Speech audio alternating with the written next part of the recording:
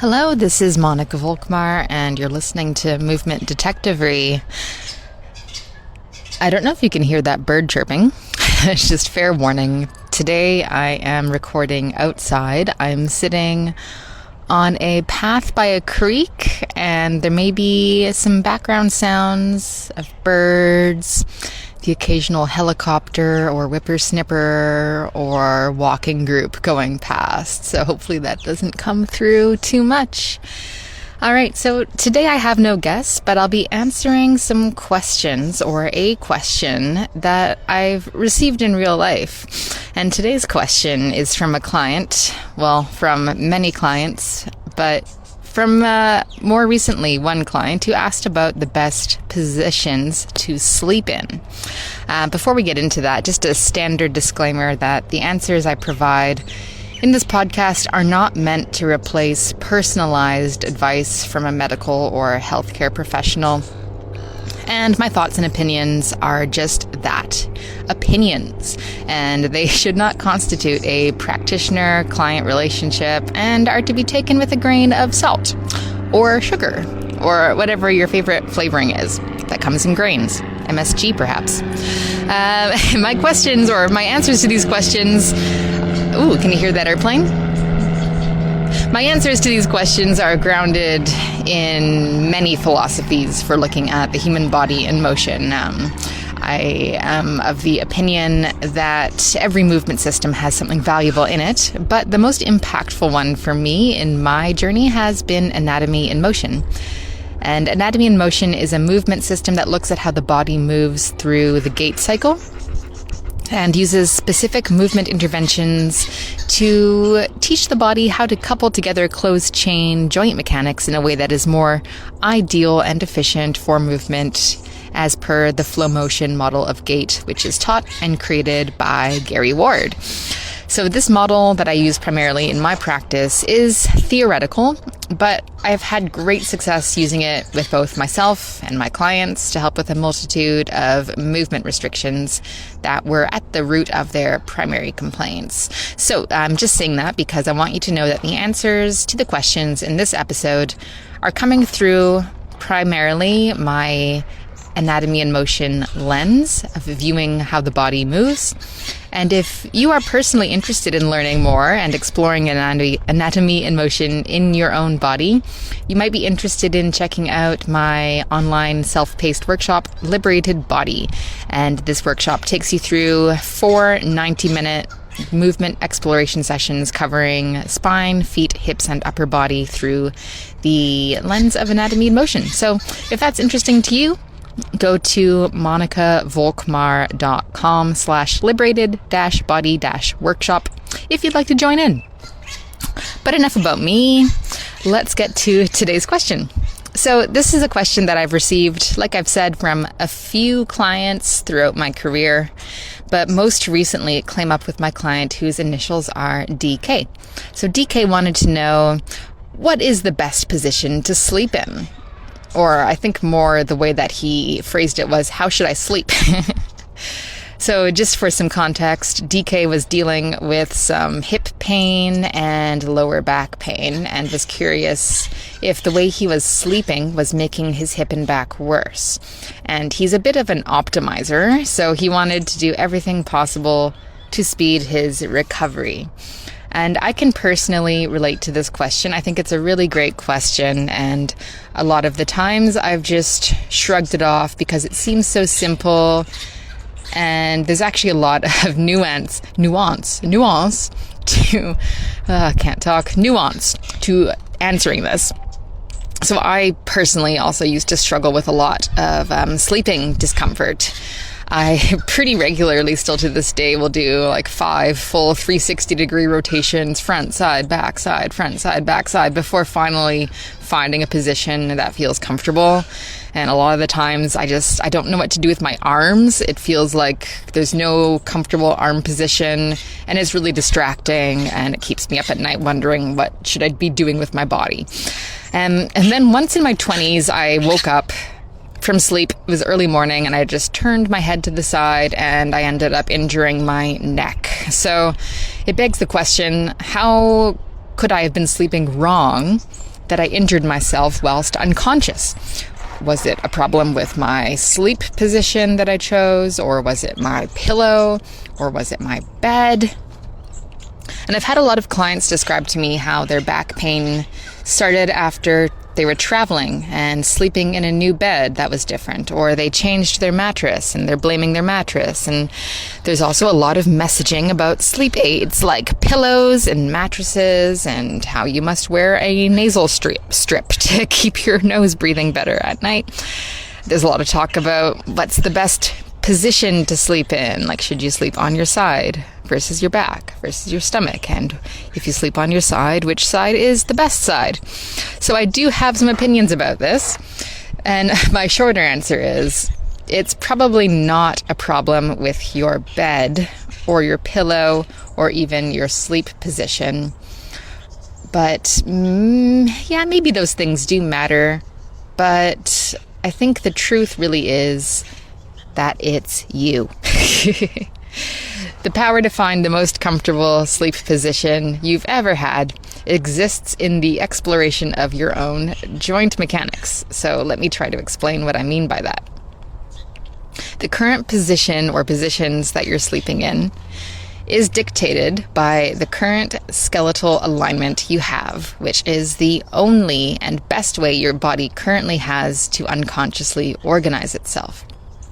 So if you are like me and you have a very deep lordosis, you will sleep with that deep lordosis. If you have a skull that is shifted to the left, you will sleep with that shifted to the left skull. If you have a knee that is more flexed and externally rotated and has a varus forefoot, you will sleep with those joint mechanics. If those are the defaults your skeleton currently has, you cannot change them in your sleep because you're asleep. You will sleep in your perception of center for those 6 to 12 hours, hopefully, and you might wake up with a more awareness of those areas that are more off center because they haven't moved for those 6 to 12 hours and have more, you could say, crystallized, if that's the right word, into those positions more. And then they feel stiff in the morning. And maybe you can alleviate some of these discomforts with a special pillow position or a softer or harder bed, but the ultimate power to give you the most comfortable sleep ever is to do the work of finding center in your own body and not sleeping in your current unconscious perception of center, which is not really centered. How do you do that? By giving back the missing joint mechanics that are preventing you from having a full working map of all the joints that your body has to move in their complete range of motions in 3 dimensions. So by investigating how your body has compensated for past injuries, and maybe you have a movement practice that helps you to do this. I think what's important to understand is also, what are you optimizing for when you're going to sleep? And the best sleep position is not the one that someone has told you is the best for this or that, but it's the sleep position that you can actually comfortably fall asleep in.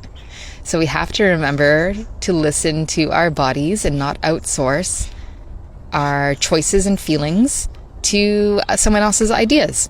And it seems like a silly thing to say, but I think a lot of us are so worried about optimizing our sleep and our sleep position based on things that we've heard or goals that we're trying to get out of our sleep, than other than actually falling asleep comfortably, and then we make our sleep worse. As my partner Rob says, and he's always the source of common sense in my life and obvious things, I asked him for his thoughts about what's the best position to sleep in. What do you think? And he said, my priority is to sleep, not worry about optimizing. Worrying about optimizing what I get out of sleeping is going to make me not sleep because I'm worrying about doing it wrong. And I think that is so true. There's this phenomenon called sleep anxiety. And I've experienced this before. I know a lot of people have, and it's this feeling of impending doom that strikes in the hours before bedtime, in which you're stricken with worry about whether or not you'll be able to fall asleep. And the irony here is that worrying about not being able to fall asleep makes it impossible to fall asleep. So the thing I'll encourage you to do, especially if you're like me and you get sleep anxiety, is to stop paying attention to things the experts tell you about how to sleep, including me. So here's a few common things I've heard from experts and from clients about how to optimize your sleep position, but these are for things that aren't primarily about your sleep and just for optimizing your life. Like trying to multitask, how many optimization strategies can I pack on even while I'm unconscious? So one of them is you should sleep on your back, not on your side, because it helps prevent wrinkles, which is optimizing for beauty over sleep. But what if you can't sleep on your back and your lack of sleep actually ages you prematurely? Oh, the irony. This actually came from a client of mine who had back pain when she slept on her back, but she was continuing to sleep on her back because she was trying to keep her skin from getting wrinkles. You might have also heard sleep on your back because if you sleep on your side or tucked in a fetal position, you're not getting hip extension at night, which is the position of the front of your hips getting stretched open. And most of us need more hip extension so this is a goal of optimizing your hip mobility at night. So why not just work on your hip extension during the day while you're conscious, and then find a comfortable sleep position at night regardless. You might have also heard sleep on your left side because it is supposedly better for your glymphatic system function and brain health, which may be true, but this is great. But what if you can't fall asleep on your left side and now you're deprived of sleep and your brain health gets worse? You might have also heard to sleep on your left side for better digestion, and same thing as before. What if you can't sleep on your left side because it causes some discomfort in your left hip, like my client DK who asked the question? And so you're thinking, oh my gosh, I have to sleep on my left side because it'll be good for my digestion, but then you just are up all night and can't sleep. So which would you rather do? And maybe you've also heard sleep on your left side. This is a funny one. I'm not sure if it's true, but I've heard this one because ancestrally we would have slept on our left side to protect our hearts in case of night attacks. And you don't really need to worry about these days. So sleep on whichever side you want. We don't sleep in caves anymore with predators that might sneak up on us at night. Another one I've heard is to not sleep on your back, because if you snore or have sleep apnea, it might make it worse. But maybe this is the best position to sleep in at night, especially if you have sleep apnea and you wear a CPAP mask to sleep. So is it better to just not wear your CPAP mask and slightly deprive your brain of oxygen at night? I don't know. That's going to be up to you. And the list could go on and on. You can just do a quick Google search and try not to get lost in the myriad of advice. You might have heard things like don't sleep on your back, or sleep on your back, not your side, because it's bad for your sciatic nerve. I've heard that somewhere. Don't sleep on your stomach because it's bad for your back. Sleep on your stomach. Do sleep on your stomach because it can help to quiet your mind by encouraging more theta brain waves versus beta brain waves. Sleep on a hard mattress because it's better for your back. Sleep on a soft mattress because it's better for your back. It's interesting how much conflicting advice there is. There's an argument to be made for and against every sleep position or every mattress or every pillow. So what we can take away from that alone is that there is no one way to do it, and you can't do a sleep position objectively wrong. I can't give you advice, and no one else can give you advice.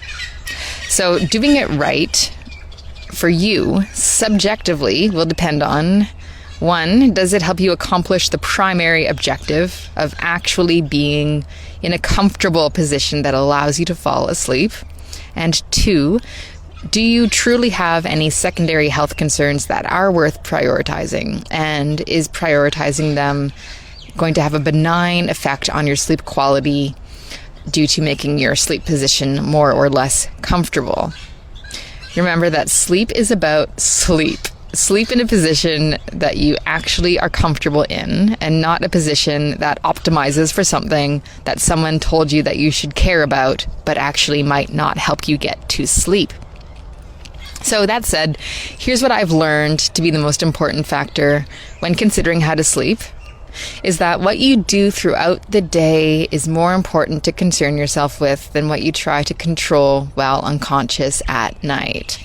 When it comes to optimizing for comfort and fall asleep, we will sleep in the positions that are the only possible unconscious options available for us to access. What this means is that the most important thing you can do to sleep more comfortably at night in any position is to attend to what you can during the day whilst conscious to support your body and have the most comfortably habitable organization of bones possible that you can then sleep with. When you're unconscious, you will sleep in the positions that are the only possible ones based on the mechanics that are currently accessible for your body. You can't just magically change things while you're unconscious. The change happens when you're awake. So when you're unconscious, you can't control anything. How many times have you woken up in a different position than what you fell asleep in? It's just an unrealistic expectation to think you can control what position your body sleeps in. And in fact, I remember learning in a Buteyko breathing course, that it is good and normal for you to flip from side to side in your sleep. So you should be moving around in your sleep, so it's really not reasonable to expect that you'll stay in one static position that is best at night. So while you can't control the positions you get into once asleep, you can control one thing, which is what you do during the day that sets your body up for comfort and ease at night. Think of sleep like any other activity or sport you can train for. If you give your body more mechanical options for movement in various ways, it will perform better on average. If you have only a limited set of options for how to move, you will become limited in the potential for what activities you can comfortably and effortlessly do. What I've observed to be true is that people who have a more limited or inefficiently organized set of fundamental movement mechanics, think gait mechanics, they will also struggle to find comfortable sleep positions because their body is just not a very comfortable place to be in general. And in the daytime when you're moving around, you might be able to move around your problems, but at night when you're just lying still, they become quite apparent. So my pro tip, if you want to take any advice from me, which, take it or not, if you want to sleep more comfortably, it's not necessarily about the perfect sleep position you consciously choose before bed, but about what you consciously do throughout the day to make your body more comfortable once it goes unconscious. This means attending to your joint mechanics, attend to your alignment wonkiness, work towards finding center in your body, and you will sleep in a more centered place and wake up feeling less like you slept in a crumpled mess, because you didn't.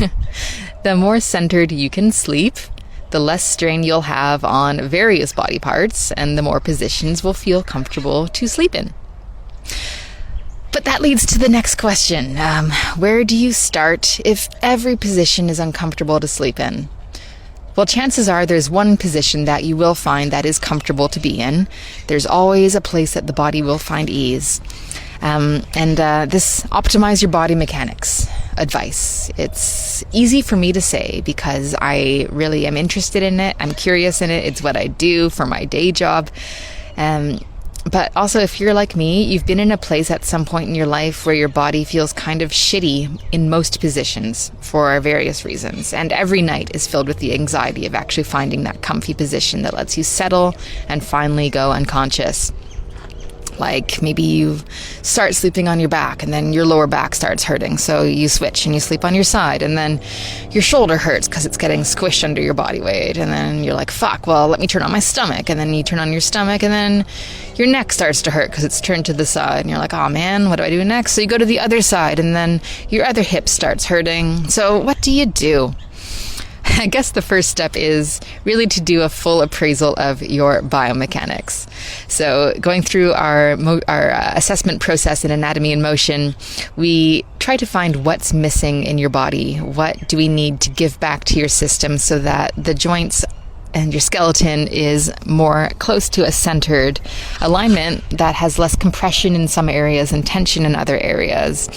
The first step is to work out your biomechanical movement and alignment issues. So you may find it helpful to do this by working with someone like myself or someone else who has dedicated their life to helping people address how to feel and move better and get to the root of chronic musculoskeletal restrictions. Step 2, once you've kind of gone through that process and you figured out, well, these are my specific foibles that I need to work with. Like, for example, maybe you're like me and your lumbar spine is really extended and you sleep at night and your spine is just extended, and then you sleep for 12 hours and it's even more extended when you wake up, and then your back is sore and stiff. And maybe now you have some solutions like, I'm going to do a movement practice that helps me to get into the opposite of spine extension, which is flexion. And then that kind of helps you sleep with a better centered alignment. Now, there are some practical sleep modifications you can make from there to support you feeling better. And that I think these are sensible and effective, but most recommendations are rather generic and don't work because they aren't suited to your actual mechanical needs.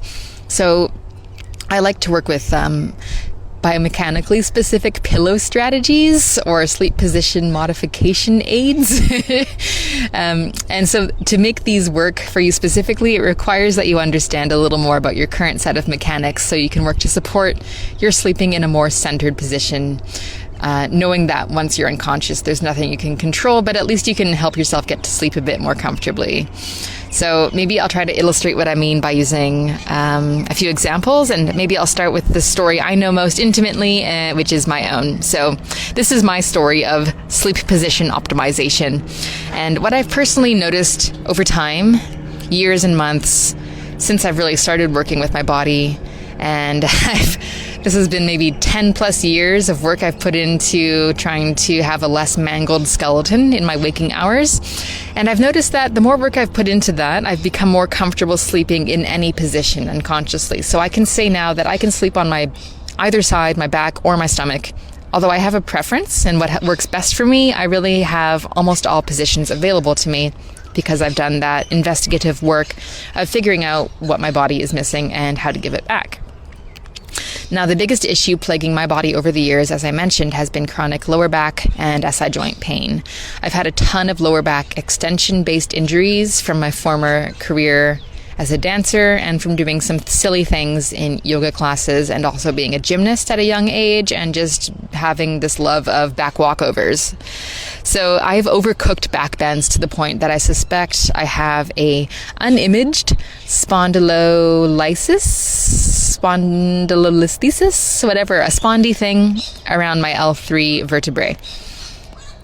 And I remember a distinct moment in yoga class doing, if you know what locust pose is, where you're lying on your stomach and you're trying to do a back bend such that your feet can touch your head. So I was trying to see how far I could put my feet over my head, and I felt this pop and a sudden pain in my lower back, and then it was kind of all downhill for my body and my dance career. But even before that acute incident, lying supine was very, very unpleasant. When I was in a yoga class and doing corpse pose at the end, it was just not relaxing for me because I had to actively hold a slight lumbar flexion, deliberately pushing my lower back towards the floor, just so that I wasn't in pain lying there. And this meant that for me, lying on my back at night was not a sleep position option for me. But even when I was lying on my side, I could feel how pushed forward my lower back was, just stuck in extension, and it really wasn't very comfortable, and it took me forever to fall asleep. So knowing that lumbar flexion was a missing movement for my body, I spent many years working towards achieving even a small amount of flexion.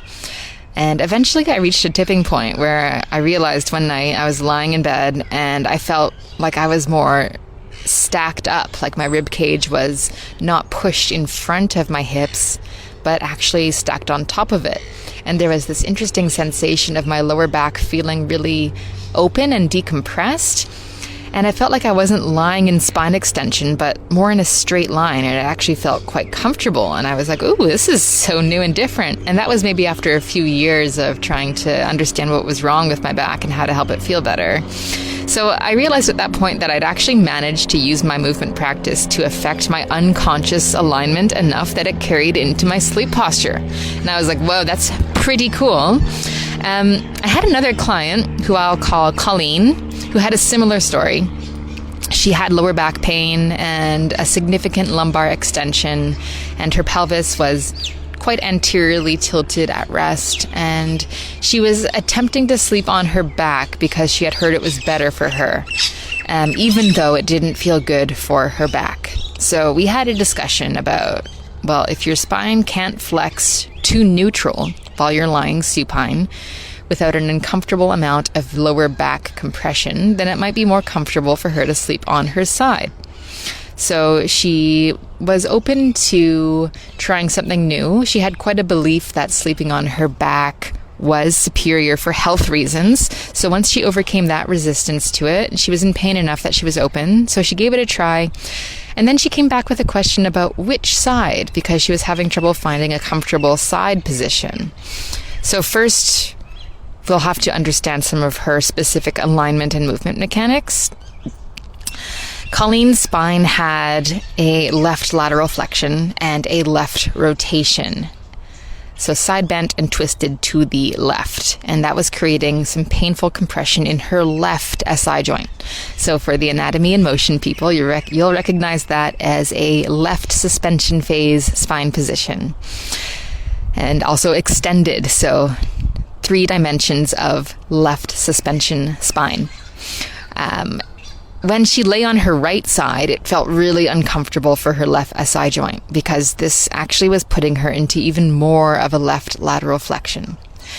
But then we troubleshooted it and we got her to sleep on her left side, and it felt like it crushed her left shoulder because her spine's left rotation rolled her too far onto her left arm on the bed. So what to do? Right side hurts her SI joint, left side hurts her shoulder. How do we make this more comfortable for her while she's doing the work concurrently of trying to help her movement mechanics and alignment mechanics feel better?